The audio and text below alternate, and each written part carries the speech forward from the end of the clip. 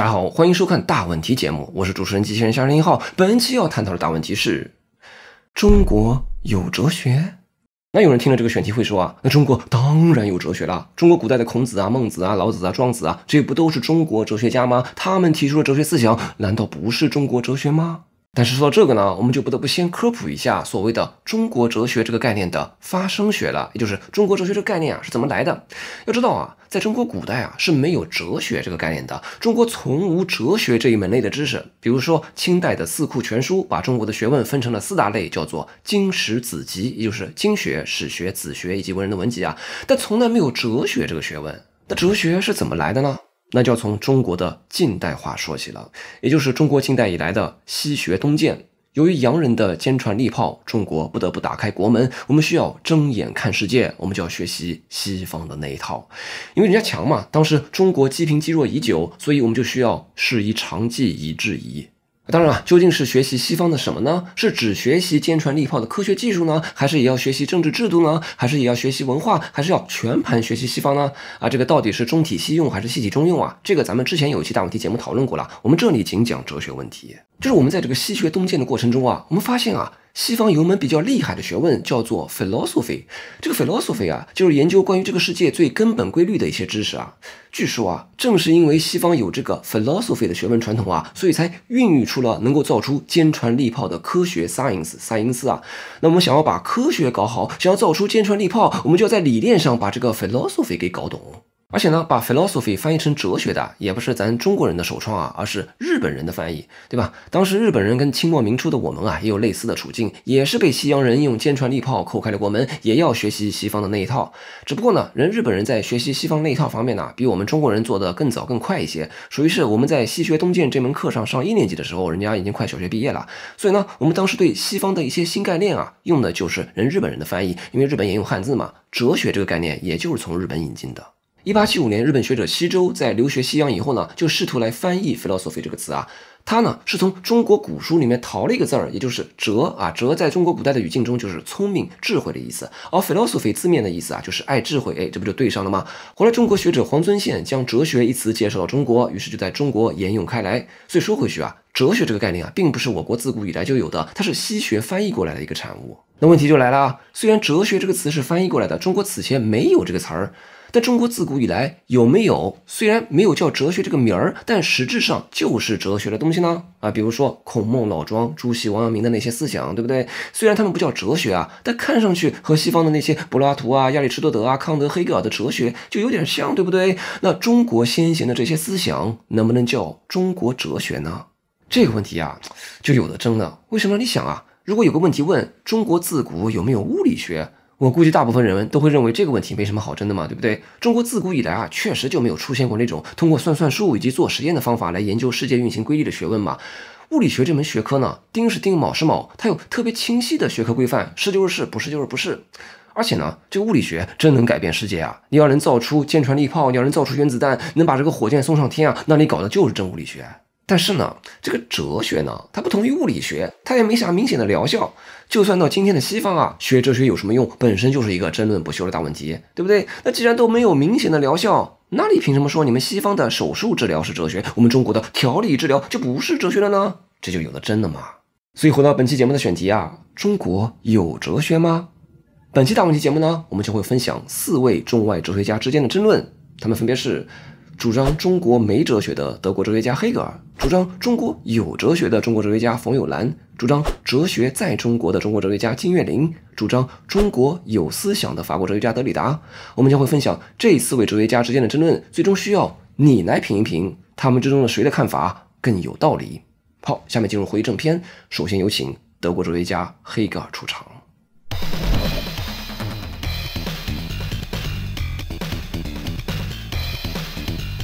19世纪的德国哲学家黑格尔认为中国没哲学当然更为严谨的说法是，黑格尔认为中国就算有哲学的话，中国的哲学也停留在一种比较初级的阶段，甚至是前哲学的阶段。在哲学史的发展历程上中国哲学主义史还没开悟你黑格尔凭什么这么说呢？黑格尔在他的《哲学史讲演录》这本书里面锐评了3种主流的中国哲学流派或者中国哲学家，也就是老子的道家思想、易经以及孔子的儒家思想。我们先来看黑格尔是怎么评价老子的道家思想的。黑格尔重点评价了老子的无这一个概念啊。老子说天下万物生于有，有生于无。黑格尔对老子的这个无的理解呢，就是无是至高无上的一切事物的起源，是一种抽象的普遍，是取消一切的规定性。黑格尔首先肯定了道家思想的价值，他认为老子的这个无呢，已经脱离了感性的具体的阶段了已经比较抽象了，和希腊的一以及西方近代的上帝就有点像了，都是某种绝对的不受规定的东西，一种抽象的东西。但是呢，黑格尔认为老子的思想只停留在哲学的初级阶段，还不能算是真正的哲学。这怎么说呢？在黑格尔看来真正的哲学必须要经历一种从抽象过渡到具体的过程，而且这一过程呢，必须是按照逻辑的必然的秩序来过渡的。而道家的思想在黑格尔看来呢，就没有超出抽象的范围，没有一种从抽象到具体的发展过程，就是仅仅搁那玩抽象，所以道家思想依然是简单肤浅的。然后我们来看黑格尔是怎么锐评易经的。首先呢，和道家思想一样黑格尔认为易经已经脱离了感性的象征的阶段了已经开始玩抽象了。就比如说呢，易经里面的那些个符号太极、两仪、四象、八卦，这些符号已经是非常抽象的普遍的范畴了，是最为纯粹的理智的规定而且呢，不同于黑格尔对道家思想的评价黑格尔也认为易经并没有完全停留在抽象的阶段已经有了从抽象到具体的过渡了。但是呢，黑格尔认为易经所谓的从抽象过渡到具体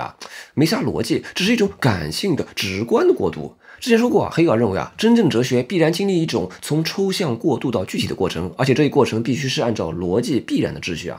道家思想缺乏前者，而易经呢则缺乏后者。也就是说呢，易经即便存在着从抽象到具体的过渡的倾向但只是以感性的方式向具体连接，这种连接呢是无逻辑的、武断的。这种具体者呢，在中国哲学中的表现就是占卜算卦或者道德治国之术，而这些本身是不具有哲学性的。也就是说呢，易经的思想呢是以抽象附会感性的现实，在黑格尔看来依然不是真正的哲学。好，那黑格尔是怎么锐评孔子的儒家思想的呢？如果黑格尔认为道家思想和易经呢只是一种初级的哲学，没有经历从抽象到具体的辩证发展过程，那在黑格尔看来，孔子的思想根本就算不上哲学，他从一开始就不抽象。黑格尔锐评孔子的篇幅很短我们直接看原文黑格尔锐评道，我们看到孔子和他的弟子们的谈话也就是《论语》里面所讲的就是一种道德常识。这种道德常识我们在哪里都能找得到，在哪一个民族里都能找得到，可能还要好一些，这是毫无出色之点的东西。孔子呢，只是一个实际的世间智者，在他那里呢，思辨的哲学是一点也没有的，只有一些善良的、老练的、道德的教训。从里面我们不能获得什么特殊的东西。西塞罗留下给我们的《政治义务论》便是一本道德教训的书，比孔子所有的书内容丰富，而且更好。我们根据他的原著可以断言为了保持孔子的名声假使他的书从来不曾有过翻译那倒是更好的事儿。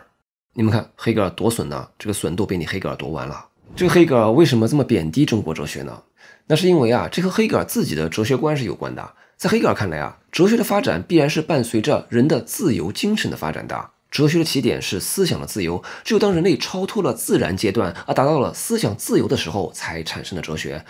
而中国乃至整个东方并不具备这样的条件当然黑格尔这里说的是古代中国黑格尔认为在东方只有一个人是自由的，那就是专制君主。在东方只有主人与奴隶的关系，而在这种主奴关系中呢，那唯一专制的主人也不能自由，因为自由的前提是包含别人也是自由的。所以在东方这种缺乏自由意识土壤里面所诞生的思想用黑格尔的话说，只看见私欲、任性、形式的自由，自我意识之抽象的相等，我就是我。所以在这里并不能诞生真正的哲学。而黑格尔认为只有希腊人发现了人的自由意识，也就是自己是自由的、普遍的，而且他人也是自由的，他人与我一致，所有的个体都与普遍的我一致，这种关系呢，才能称得上是自由人与自由人的关系。以此建立了基本的法则呢，才算是符合普遍意志、合乎正义的政治制度，这才是一种普世的法则，才能够得上是哲学。因此黑格尔认为东方及东方的哲学不属于哲学史，哲学始于希腊。在黑格尔看来哲学史的发展历程也就是人类的自由意识的发展历程用黑格尔的原话说，就是自由在东方希腊日耳曼的世界不同，可以用下面的抽象看法粗略地予以表明。在东方只是一个人自由，在希腊呢只是少数人自由，在日耳曼人的生活里面我们可以说所有的人皆自由，这就是人作为人是自由的。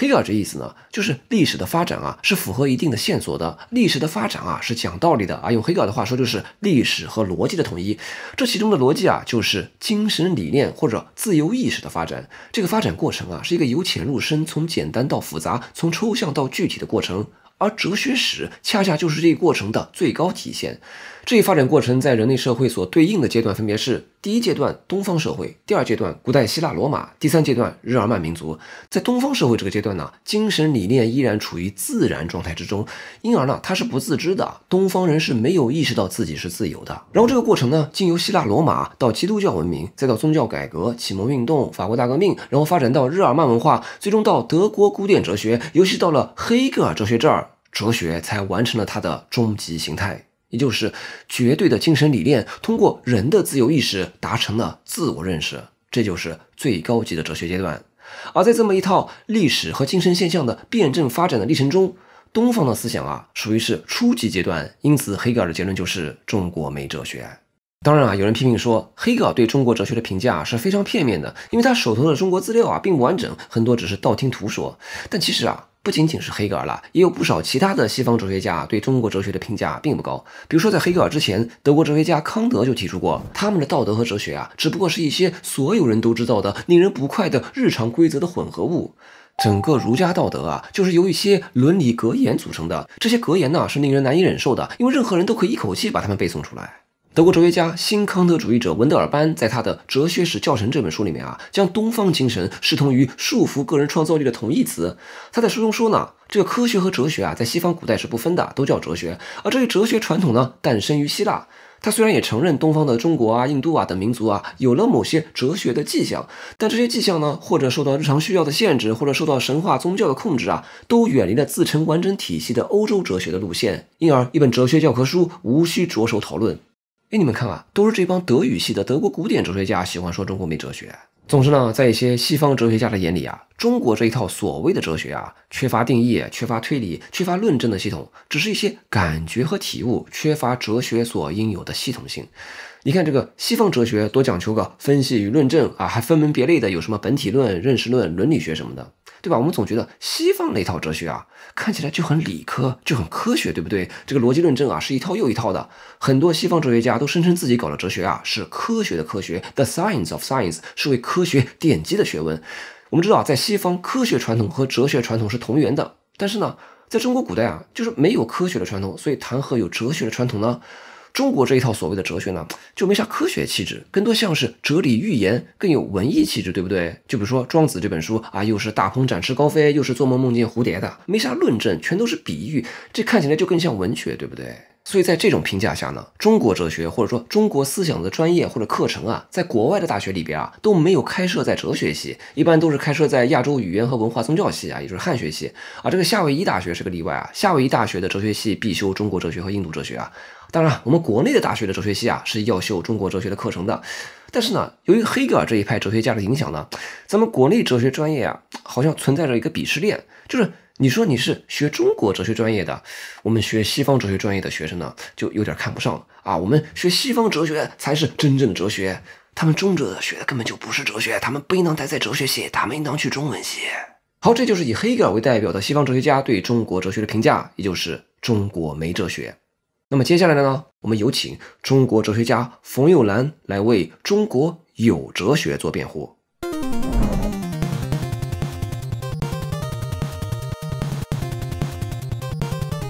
中国哲学家冯友兰并不能认同黑格尔的看法，中国当然有哲学啊，我就写了一部中国哲学史啊，这里面全部都是中国各个哲学家提出的哲学，你怎么能就说中国没有哲学呢？我们都知道啊，冯友兰先生在1934年写作出版了《中国哲学史》一书，可以说呢，这本书就为后世的中国哲学研究奠定了一种框架性的基础啊，这是一部里程碑式的著作啊，可以说这本书的问世呢，意味着中国哲学这门学科的创建，所以冯先生当然有资格说中国有哲学。所以在介绍冯友兰的《中国哲学史》这本书之前啊，我们先来介绍一下中国哲学这门学科创建的一些历史背景啊。其实啊，早在冯友兰1934年写作出版这本《中国哲学史》之前啊，冯先生此前在北大的老师胡适先生在1919年就已经出版了《中国哲学史大纲上卷》。大家都知道啊，中国原来是没有哲学这么个概念的啊。我们之前开题的时候已经介绍过了，哲学这个概念呢是个翻译过来的词。而胡适和冯友兰这两人呢，都是学贯中西的人，他们都有很强的中学功底，而且呢，两人先后都在美国哥伦比亚大学跟美国哲学家杜威下面念过博士啊。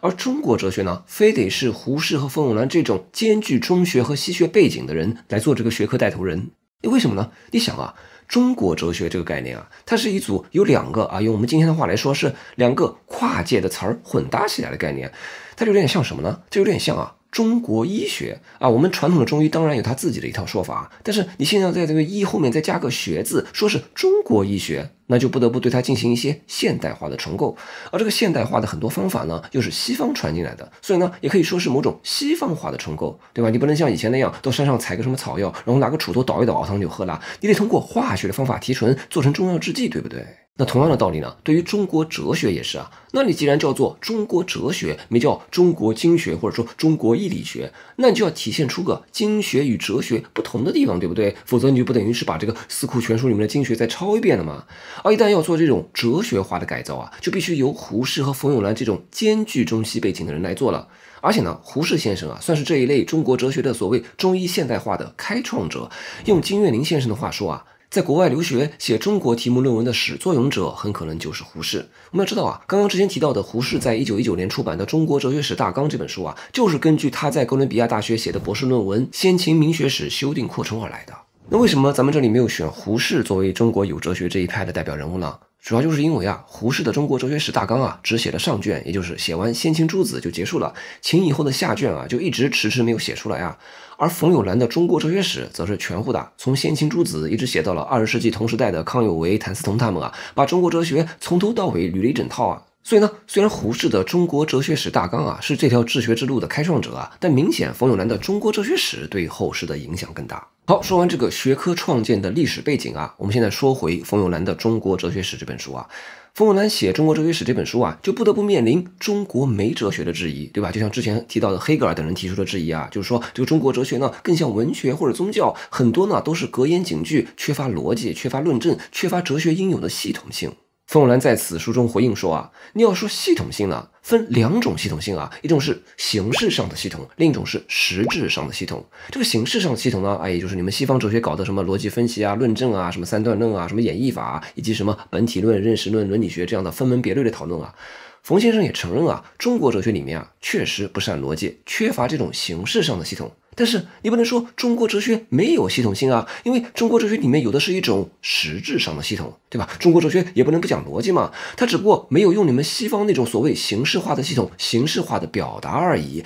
实质的系统呢，是一种隐藏着的结构形式，它需要我们后世人来做一些解释性的工作，才能使之呈现。那么好，我就来给你们整理出一套不仅仅有实质上的系统，也有形式化系统的中国哲学史。于是呢，冯友兰按照宇宙论、人生论、知识论的3分的系统性框架来分析每一个中国哲学家了啊。孔子的宇宙论是什么？孔子的人生论是什么？孔子的知识论是什么？对吧？这样中国哲学不就有系统了吗？并且呢，在冯友兰的中国哲学史里面啊，用了很多所谓的中医现代化的用词啊，比如说冯友兰把孔子的学说称作是人文主义，把墨子的学说称作是功利主义。那这样的话呢，现代读者就很容易的在现代语境中就能读懂孔子和墨子的哲学了。其实啊，这种所谓中国哲学的中医现代化的路子啊，是胡适开创的。在他的《中国哲学史大纲》里边啊，胡适将西方哲学史通行的分类方法借鉴过来，按照宇宙论、知识论、伦理学、教育哲学、政治哲学、宗教哲学这6大板块来梳理先秦诸子的学说啊。只不过呢，冯友兰将这种中医现代化的治学方式啊，进一步发扬光大了。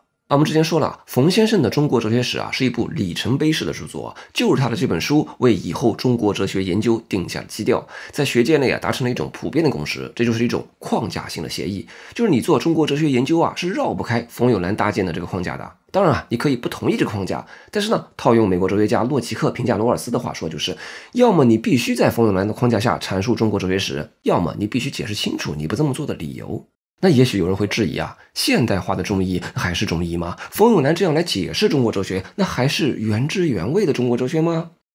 对此呢，冯友兰提出了世古这个概念来作为回应啊。这什么意思呢？就说呢，我搞的是中国哲学史啊。这个哲学史它不是一般的历史学啊，这个历史学呢是讲究尽量把过去发生的事情呢原封不动的还原出来，但是哲学史它不一样啊，哲学史它有更多的哲学性啊，哲学史是放在哲学系里面来研究的，它不是放在历史学系里面研究的。因此呢，研究哲学史啊，它就不单单是把古代哲学家的文字考据出来就完事了，而且也要诠释古代哲学家的意思啊，这就是冯友兰提出的事故的意思啊。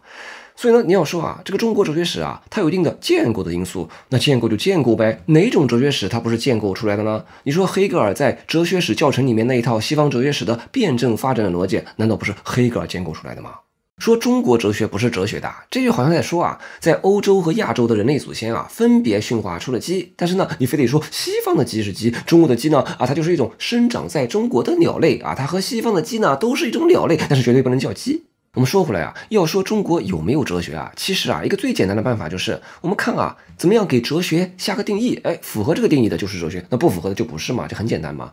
我们之前说了，胡适按照宇宙论、知识论、伦理学、教育哲学、政治哲学、宗教哲学这6大板块来梳理中国哲学的思想啊。其实啊，这6大板块啊，就是胡适对哲学的定义。胡适认为啊，所谓哲学者就是研究人生切要问题的学问。那哪些问题是人生切要问题呢？第一，天地万物是怎样来的啊？这就是宇宙论。第二，知识思想的范围、作用及方法啊，这就是知识论。第三呢，人生在世应如何行为啊？这就是伦理学。第四，怎样才能使人有知识、能思想、行善去恶啊？这就是教育哲学。第五呢，社会国家应该如何组织、如何管理，这就是政治哲学。第六，人生究竟有何归宿？这就是宗教哲学。那只要是研究这6大问题的学问啊，都是哲学。在中国那些先贤思想家，他们的学说难道就没有研究这6大学问吗？显然有的嘛。比如说善恶问题就是一个典型的伦理学问题啊。那中国传统学问中有没有探讨过善恶问题呢？对吧？稍有中国古典文化常识人都知道，这毫无疑问是有的嘛，而且有很多啊。孟子说人性是善的，告子说性无善无不善，荀子说性是恶的，董仲舒说性有上中下3品，等等等等啊。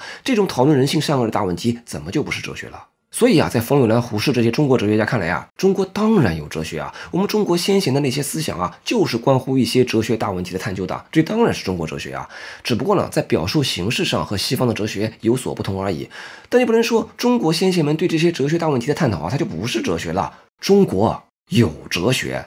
这就是以冯友兰、胡适为代表的中国哲学家为中国有哲学做的辩护，你认同吗？好，介绍完冯友兰这一派的看法，接下来我们来介绍金岳霖的看法。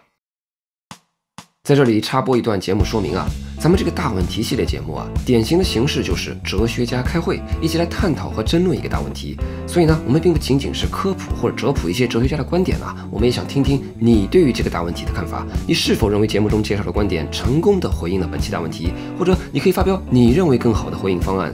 请关注微信公众号大问题 Dialectic， 发送中国有哲学即可收到本期大问题节目的文字版，这也方便你通过文字阅读的方式参会。我们邀请你同哲学家们一起参与到对这个大问题的研讨会之中，请投出你的一票，并在研讨会中发表你对于这个大问题的看法。好，参会说明就介绍到这儿，我们继续下半场的会议。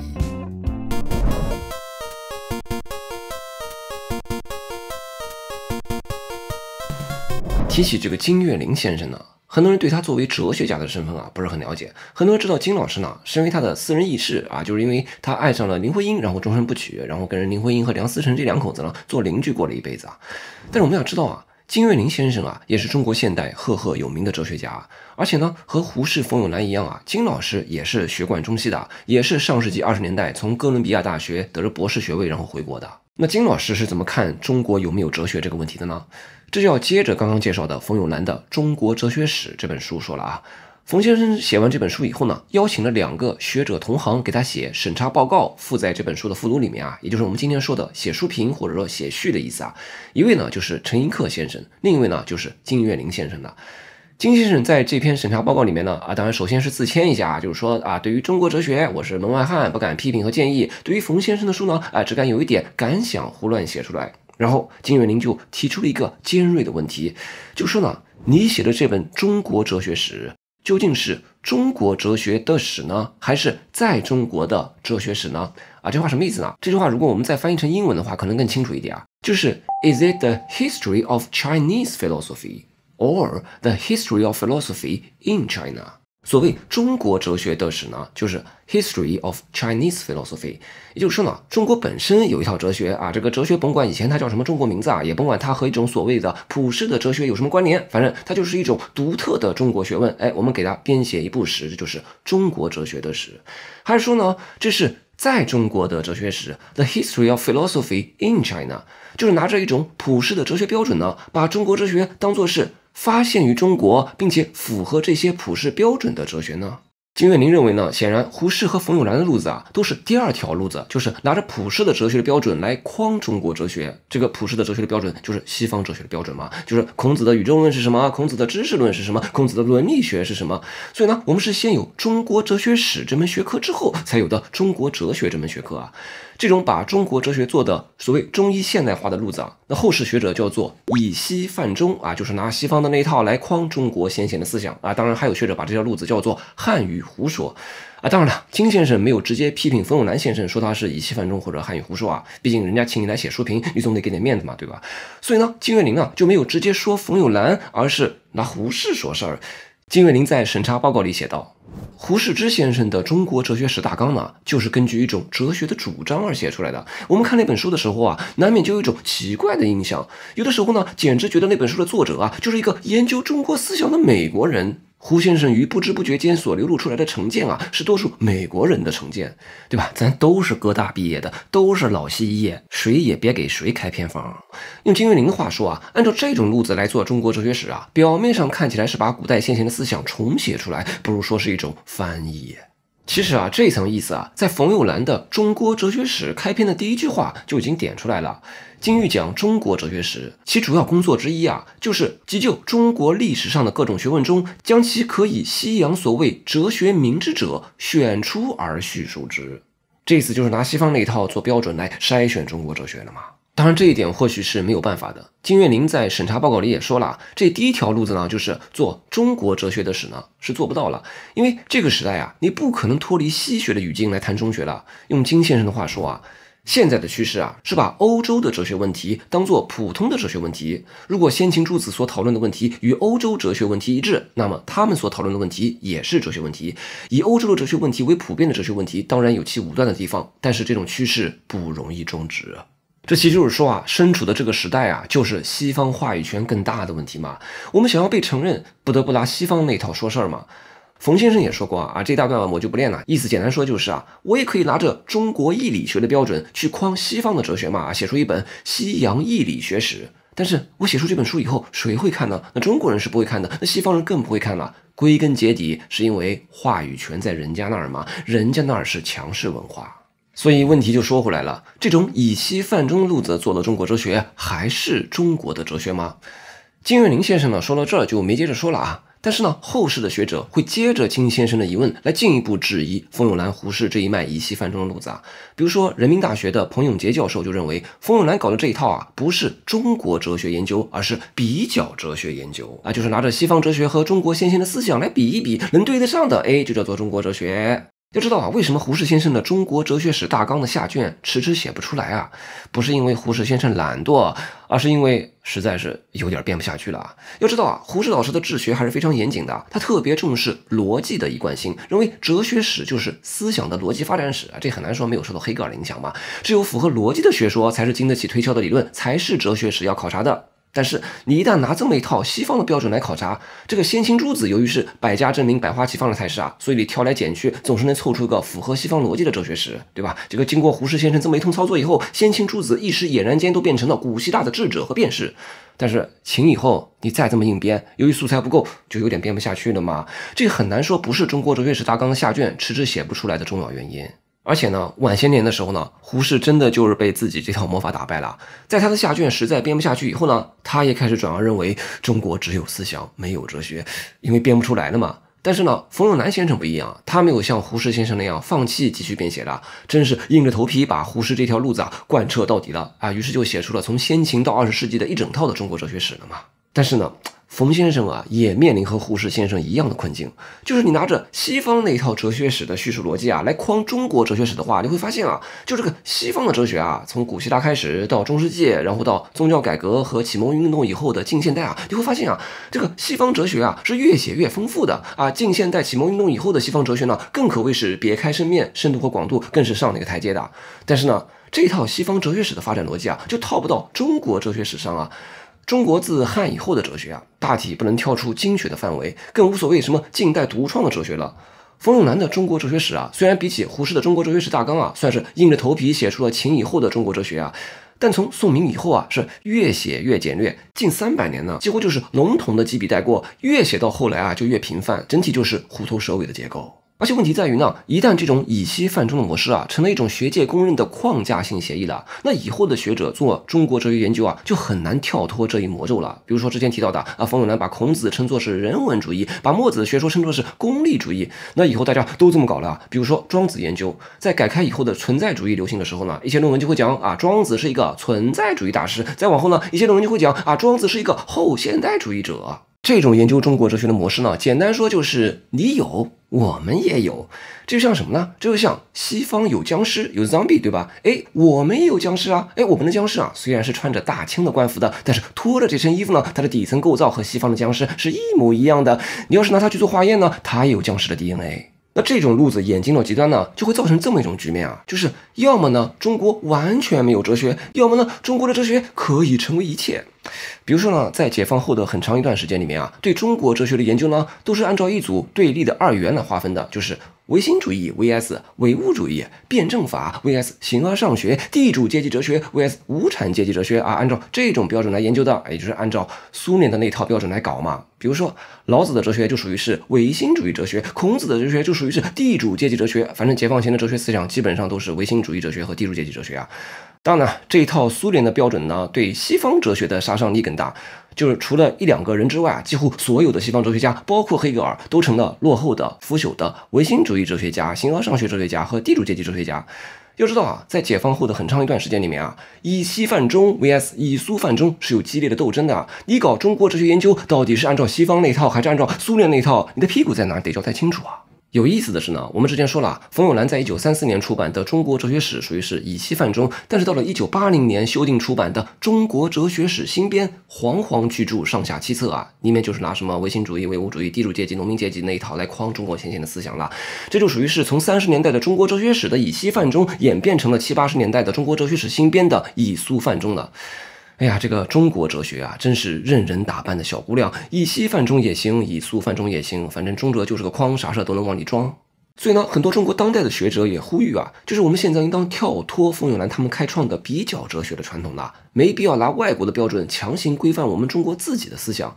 这倒不是说这个冯友兰开创的比较哲学的路子啊，就完全放弃了啊。比较哲学当然有它研究的价值啊。二说啊，我们应当认清楚啊，这不是全部的中国哲学或者中国思想啊。比较哲学只是中国哲学研究中的一个分支，我们需要进行属于我们自己的哲学研究啊。套用到金岳霖先生的分类上说啊，就是去研究中国哲学的事。比如说人民大学的彭永杰教授就主张啊，我们完全可以恢复我们自古以来的经学的研究啊，就是对我们的5经、9经、13经展开研究啊。而研究经学，我们自古以来就传承积累了我们很多自己的汉语词汇，有我们自己的学科范式，不用拿外来的这个主义那个主义来框我们自己，我们用自己的汉语研究我们自己的学问。好，这就是金岳霖先生这一派的看法啊。当然，金先生在他的审查报告里面没有直接表达出这一看法，更多是后世的学者顺着金先生的疑问做出的进一步的质疑，就是胡适、冯友兰他们做出的中国哲学史的研究的框架，按照这个框架研究的中国哲学啊，并不是一种中国的哲学，而只是一种以西泛中的比较哲学研究。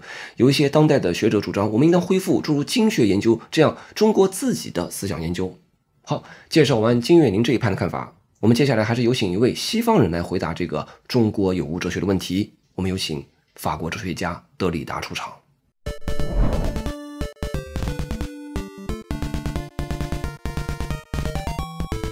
法国哲学家雅克·德里达呢，是著名的后现代主义哲学家、解构主义哲学家。2001年9月，德里达访问中国，在北京、上海、南京、香港4个地方做了讲座和座谈。9月11号这一天呢，德里达在上海与中国学者王元化有过一次对谈。对谈中，德里达说道：“中国没有哲学，只有思想。”那你一听，德里达，你这什么意思啊？你小子也是和黑格尔他们一伙的吧？又是要以西方哲学家的高高在上的姿态来贬低我们中国哲学，又要搞西方中心主义的文化霸权是吧？德里达并不是这个意思啊。要知道啊，德里达一向是反对文化霸权主义的。德里达说中国没有哲学啊，这意思就是在说啊，在德里达看来啊，所谓的哲学 philosophy 就是一种古希腊人的发明，然后经历了拉丁语、德语、法语的翻译转化呢，哲学是一种欧洲形态的东西。在欧洲文明之外呢，当然存在着同样具有价值和尊严的知识和思想，但把它们叫做哲学啊，是不合理的。就像冯友兰、胡适他们非得把中国先贤的思想硬编成和西方哲学类似的东西啊，在德里达看来啊，这就是不合理的。没有哲学就没有哲学嘛，对不对？干嘛非得把中国先贤的思想硬拧成哲学呢？不是哲学的思想也有自己的价值和尊严嘛？哲学只是一种特定的西方文化，中国没必要屈服于西方哲学的文化霸权之下。当然，关于德里达对中国有无哲学的看法，他也就说了这么些啊，没有再深入探讨了。但是不要紧，我们可以根据德里达自己的哲学理念，完全可以得出这么一个结论啊。那说到这个呢，我们就要说一说德里达的后现代主义哲学了啊。我们大致也可以通过一个关键词来理解后现代主义，那就是解构啊。我们通常也把这个后现代主义哲学啊，也叫做解构主义哲学。那他要解构啥呢？他啥都要解构啊！前面提到的中哲、西哲、马哲、后现代主义哲学，通通都要解构掉，属于是各打50大板，在座各位都是垃圾啊！这一套解构主义的打法呢，我们之前在探讨女性主义那一期大问题节目运用过啊。我们这里呢，也可以把这个后现代主义作为一种解构主义的套路呢，拿来用在对中国哲学问题的探讨之上啊。后现代主义作为一种解构主义，就是要解构传统哲学的2个根基啊。我们先来看解构二元对立。其实解构这个概念啊，主要就是用来解构二元对立的。那啥叫二元对立呢？就是说这个西方传统哲学里面的好多概念呢，都是成对出现的。比如说能指与所指、现象与本质、主体与客体、理性与感性、必然与偶然、男人与女人、东方与西方等等等等啊。而且呢，这对立的二元里面呢，一元属于中心，另一元呢属于边缘，前者内在，后者外在。简单说呢，这里面有一个等级秩序，有一个高下之分。这里面更高级的一元会支配低级的另一元，这是一种典型的二极管思维嘛，就是要么你服我，要么我服你。这就是西方传统哲学里面的一个痼疾。德里达要解构掉的就是这种二元对立的二极管思维。那怎么解构这二元对立呢？简单说啊，这个解构的打法就是指出这对立的二元啊，看似水火不容，其实啊，你们的底层逻辑是一模一样的，就是你们不要再打啦，你们其实是一伙的啊。我们就拿这个东方与西方这一组对立的二元来说事儿啊，像黑格尔他们就说啊，西方哲学才是真正的哲学，对吧？这个西方哲学自认为处于中心，更为高级。那怎么样体现出它的高级呢？恰恰就是通过树立另一元来达成的嘛，就是树立一种与西方哲学不同的叫做东方哲学或者中国哲学的另一元嘛，对不对？这其中的关键啊，就是诉诸于差异性。什么叫差异性啊？简单说就是我们不一样。说我们不一样，这个潜台词就是这里面有个高下之分嘛，就是我们比你们更高级呗。放到黑格尔的语境中说啊，这个黑格尔费了半天劲分析什么老子、易经、论语啊，很多资料还弄错了，但是不管，我分析了半天得出了结论，我们西哲跟他们不一样，所以我们更高级，他们那个不是哲学，我们这个才是真哲学。但是德里达会说，你所谓的西哲更高级，恰恰不就是因为找不出了中国哲学这另一元才对比出来的吗？要是没有这个精心安排的对比，你西哲到哪说更高级些，对不对？人中国啊，本来无所谓有没有哲学这一说法，没谁要跟你对标，要跟你对比，是你黑格尔非得拉中国哲学来做对比。中国哲学恰恰就是黑格尔们发明出来的概念，所以啊，你们不要再搁那儿比大小了，你们其实是一伙的，你这是自己和自己在搁那儿比大小呢，属于是自嗨。当然啊，德里达的意思啊，并不是说对立的二元啊就完全没有差异了，就完全一模一样，合二为一了，不是的。中哲和西哲当然不一样，德里达也并不是要消除差异性，而是说呢，要解构掉一种用作掏出来比大小的差异性。德里达发明了一个词叫做言义啊，言义就是把法语的差异这个词改了个字母啊，就叫做言义。这个言义呢，本来是德里达用来解构语言学里面的能指与所指的，但是放在解构二元对立的意义上来说啊，把差异这个词改成言义啊，就是要摆脱掉原来差异这个词带有的高下之分的等级制的意思。中哲和西哲当然有所差异，但是呢，这种差异呢又不是什么本质上的差异，这种差异呢是被建构出来的，而且呢，这种差异呢也是不断流变着的。简单说呢，就是每一种文化、每一种思想都是独特的，我就是我，是颜色不一样的烟火。注意哦，这里所谓的每一种文化都是独特的，倒不是说每一种文化都要自我感觉良好啊，都要感觉自己比别人更高人一等啊。后现代主义主张的每一种文化都是有差异的，这意思就是说啊，没有放之四海而皆准的绝对正确的标准呢，不存在一种哪种文化比哪种文化更好的普世的确定的绝对正确的标准答案呢。这就要说到后现代主义要解构的第二个传统哲学的根基了。没有普世的绝对正确的标准呢，也就是说没有宏大叙事了。啥叫宏大叙事呢？这是法国哲学家利奥塔提出的一个说法，放在我们今天这个语境中简单理解也可以理解为一种基础主义、本质主义也可以理解为一种形而上学，它的表现就是一种总体性。这啥意思呢？就说这个宏大叙事它就要搞得像这个数学和物理学一样基于一个不证自明的第一性原理，这个第一因，这个上帝公理，然后逻辑严密的推导出一整套理中客的真理体系，形成一个伟大光明正确的大真理大体系，然后按照这个伟大光明正确的绝对真理，就可以从总体上指导我们的城市生活，让人类历史迈向终极至善啦。而利奥塔把这个叫做宏大叙事，那德里达呢把类似的状况叫做弥赛亚主义这个弥赛亚呢就是救世主的意思，就是一种神学里面讲的救赎的观念就是我们地球上的所有人都按照这个绝对正确的真理走下去，我们就进入人间至善，就回到了原初的美好，回到了妈妈的怀抱，人类社会就进入一种纯白色的至善状态啦。在这个意义上呢，黑格尔的哲学就是一种典型的宏大叙事，一种弥赛亚主义，就人类历史的发展有一种客观的普世的规律，这种规律呢就会最终使得人类历史终结于一种至善状态，对吧？美国政治学家福山不就说过，人类历史将会终结于自由民主制嘛？德里达把福山的历史终结论称作是一种福音书式的自由主义。其实人福山自己在《历史的终结与最后的人》这本书里面就说了，我说的这种历史终结论不是我的原创啦，是学人家黑格尔的啦。所以说回来之前提到过用西方哲学的框架来框中国先贤的思想这种以西犯中的路子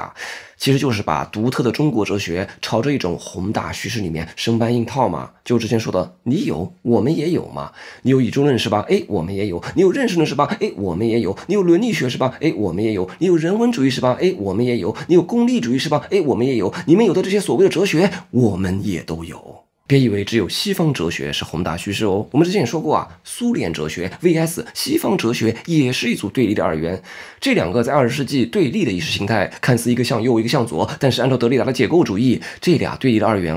你们也不要再打了，你们其实也是一伙的，你们的底层逻辑是一模一样的，都是宏大叙事，都是弥赛亚主义。所以无论是以西犯中还是以苏犯中，甭管是西方那一套还是苏联那一套，都是拿着中国思想朝着这些宏大叙事咔咔往里套。其实无论是这些个宏大叙事弥赛亚主义在德里达看来他们都是一种罗格斯中心主义的产物这个罗格斯中心主义解释起来比较麻烦还牵扯到很多其他的新概念在这里呢，我们简单理解这个罗格斯中心主义就认为就这个世界的一切本质都是能够讲得通道理的，都是能够通过理性、逻辑和语言清晰的、确定的、完备的表达清楚的。这个德里达就认为传统西方哲学的整个预设就是罗格斯中心主义，就是我搁那给你咔咔做论证，用清晰、严谨、符合逻辑的论证，就能把这个世界的一切都给你论证清楚喽。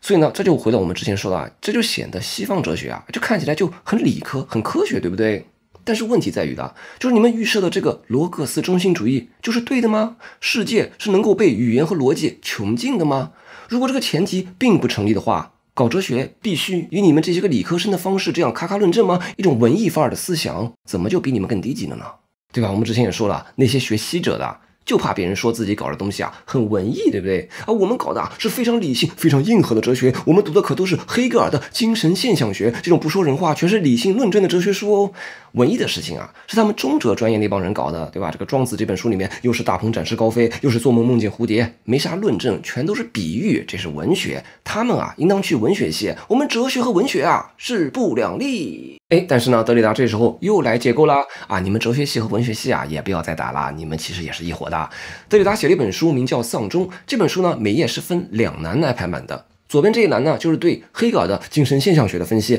右边这一栏呢，是对坦诚自己是懦夫、叛徒、小偷以及同性恋的法国文学家让·热内的自传式的文学作品的解读。这两栏写的东西你乍一看好像是风马牛不相及的，但是你再仔细看看呢，你就会发现这两边好像都在用一些类似的修辞和隐喻。德里达在左边这一栏列出了黑格尔的一些二元对立，什么主体 vs 客体、理性 vs 非理性，而右边这一栏呢，探讨了热内的罪犯 vs 作家的双重身份，以及作者 vs 自传作品的问题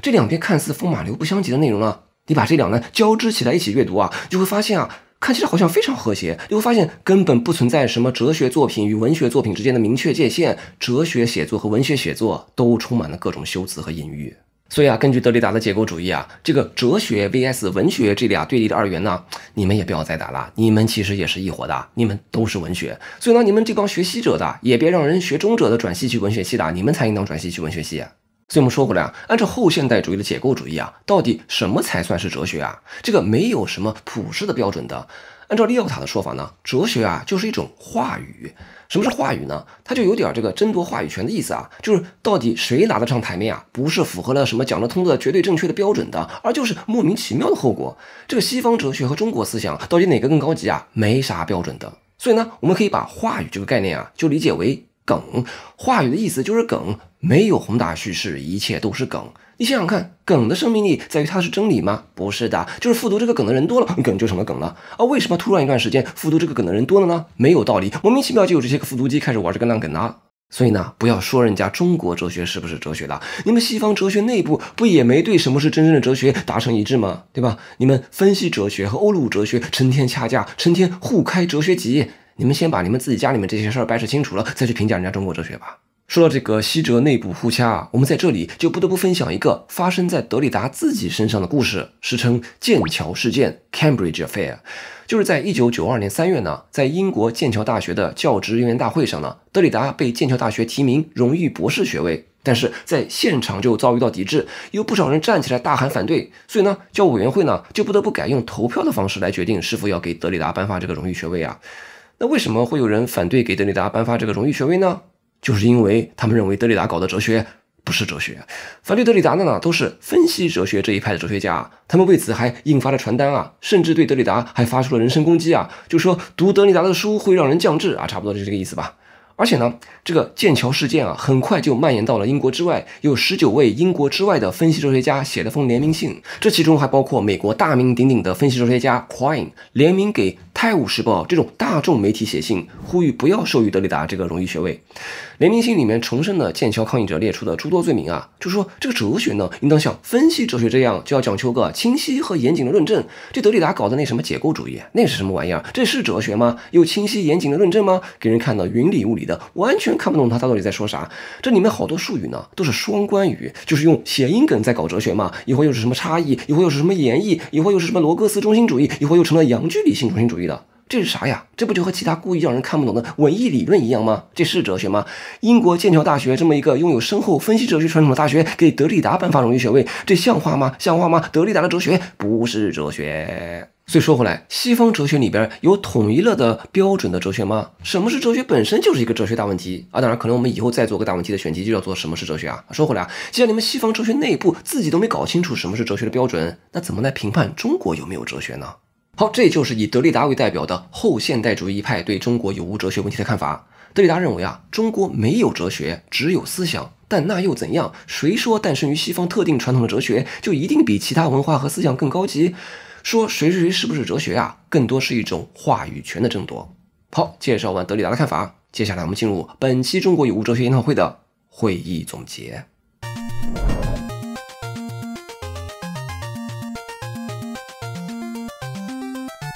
本期大问题节目呢，我们探讨了中国有无哲学。简单总结一下，黑格尔认为中国没有哲学，或者至多有一种非常初级的哲学。因为什么是哲学啊，是有标准的，比如说需要具有思辨性、系统性、逻辑性，而且呢也需要有自由的土壤。而中国先贤的那些思想够不上这些哲学的标准，所以中国没哲学。冯友兰认为中国有哲学，中国哲学啊虽然没有形式上的系统，但却有一种实质上的系统。哲学史啊是需要解释的，而冯友兰和胡适就做了这样的解释性的工作，创建了中国哲学史这门学科。在胡适看来啊，只要是探讨那些人生切要的大问题的，那就是哲学。显然，中国古代的先贤们对这些大问题的探讨当然是哲学。金岳宁认为，冯友兰所著的中国哲学史并不是中国哲学的史，而是在中国的哲学史。和胡适一样，冯友兰所做的工作啊，更多是拿中国先贤的思想往西方哲学的标准里面去套，并不算是纯正的中国哲学。德里达认为，中国没有西方那样的哲学，但那又怎样？诞生于西方传统的哲学，并不一定就比中国先贤的思想更高级。所谓中国有无哲学的争论，更多是一种争夺话语权的产物。今天我们分享的这4位哲学家的看法，你认为谁的看法更有道理一些呢？或者关于中国有无哲学这个大问题，有没有你认为更有道理的回答？其实啊，这一期大问题的选题为什么是一个问题呢？咱说实在话，还不是因为咱们近代以来落后了吗？咱倒也不是说落后就要挨打，至少发现自己落后了，我们就难免觉得老祖宗那套不灵了，我们要学习先进者的东西。对于我们自己老祖宗那套呢，也难免尝试以他者的视角来看待我们自己。冯友兰不也说了吗？我完全可以写一部西洋义理学史，但是写了没人看。你们想是不是这样？我们从来不会把西哲翻译成经师子集这种中国哲学的东西，对不对？也不会把马哲翻译成中哲，而只会把中哲翻译成西哲和马哲，对不对？试想有一天呢，比如说英国学界开启了一场关于英国是否有经学的大讨论，咱英国有经学吗？有的，你看咱们圣经释义学不就是经学吗？你看咱们的圣经里面带个经字，所以英国有经学，论证完毕。那如果这样的话，这就说明我们入关成功了。当然我们话说回来啊，这完全就是所谓的国力的问题，或者说所谓硬实力的问题吗？这又牵扯到另外一个问题啊，一个地方的哲学或者思想仅仅是硬实力的副产品吗？或者用尼采的话说，知识仅仅就是一种求真意志或者权力意志而已，其本身真的就没有正确与否的标准吗？或许需要我们思考的是，第一，如果说中国哲学和西方哲学如果按照德里达的意思来说的话，就是不一样的烟火，无所谓谁高谁低。我们真的能接受这种有点相对主义的态度吗？真的就能做到完全放弃掏出来比大小的念头吗？第二，如果不能，我们非得说关于哲学或者思想，这个世界上就是有正确与否的标准的，那么我们就回到黑格尔了。问题就在于，到底谁更正确呢？欢迎你也同哲学家们一起参与到对这个大问题的讨论之中，他们的看法发表完了，现在轮到你来发言呢。请在视频下方评论区投出你的一票，并发表你的看法。